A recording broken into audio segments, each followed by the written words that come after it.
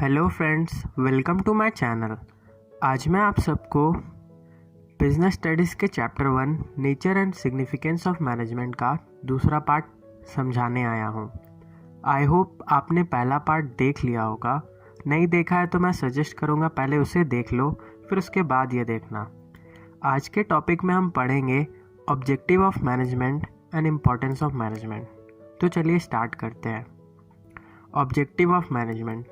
Objective of management का मतलब होता है मैनेजमेंट का क्या क्या एम है, क्या गोल है, क्या रिस्पॉन्सिबिलिटी है जो वो पूरा करेगा काम करने के साथ साथ। बेसिकली हम लोग क्लास 11 में पढ़े थे कि किसी भी ऑर्गेनाइजेशन का एक ही ऑब्जेक्टिव होता है, वो होता है प्रॉफिट कमाना। लेकिन आज के कॉम्पिटिटिव मार्केट में सिर्फ हम प्रॉफिट पर ध्यान देंगे तो आगे कभी नहीं बढ़ पाएंगे। इसलिए हमने इसको 3 कैटेगरी में बांट दिया है। पहला होता है ऑर्गेनाइजेशनल ऑब्जेक्टिव, जो हमारे ऑर्गेनाइजेशन से रिलेटेड होता है। दूसरा होता है सोशल ऑब्जेक्टिव, जो हम काम करने के साथ साथ जो सोशल सोसाइटी के रिसोर्सेज यूज़ करते हैं उनके लिए हमारी क्या रिस्पॉन्सिबिलिटी है, क्या ऑब्जेक्टिव है, क्या गोल है, वो हो गया सोशल ऑब्जेक्टिव। और पर्सनल ऑब्जेक्टिव इसमें होता है कि हम अपने काम करवाने वाले एम्प्लॉय के लिए क्या बेनिफिट देते हैं, क्या एम रखते हैं, क्या रिस्पॉन्सिबिलिटी रखते हैं, वो आ गया तुम्हारे पर्सनल ऑब्जेक्टिव में। तो सबसे पहले आता है organisational objective. This objective aim at prosperity and growth of organisation.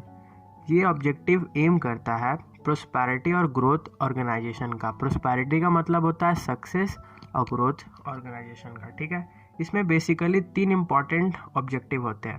पहला होता है सर्वाइवल, दूसरा प्रॉफिट, तीसरा growth. Survival. The basic purpose of every organization is to survive and exist in the competitive market for long period of time. It is only possible when it cover its cost.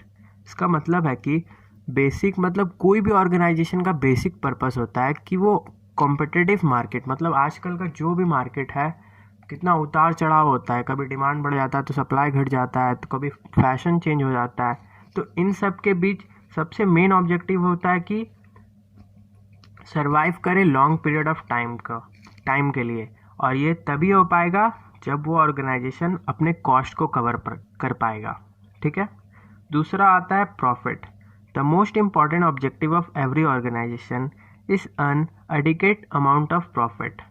Profit is essential for growth, expansion of business. Profit is the reward for given to business for bearing the risk.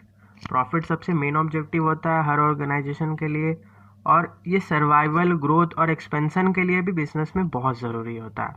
1 marks के question में आता है dash is the reward for given to businessman for bearing the risk. तो इसका answer होगा profit. ठीक है। तीसरा पॉइंट है growth.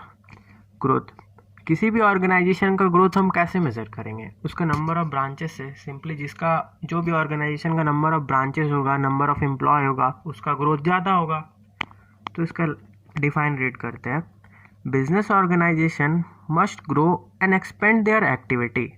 The success of organisation is measured by the growth rate.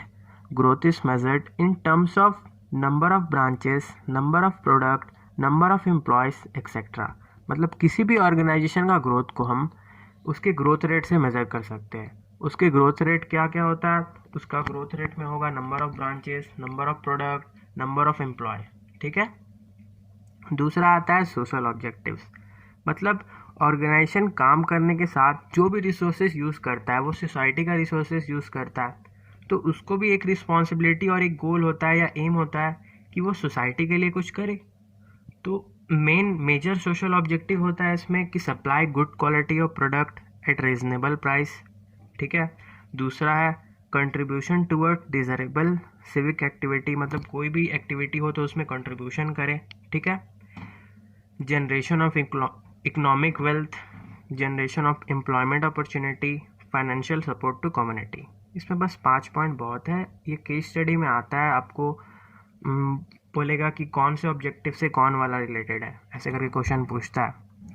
5 marks के क्वेश्चन में आता है केस स्टडी में। इसका पॉइंट भी याद कर लेना, इम्पॉर्टेंट है। तीसरा ऑब्जेक्टिव आता है पर्सनल ऑब्जेक्टिव। ये हमारे एम्प्लॉय के लिए वर्क करता है।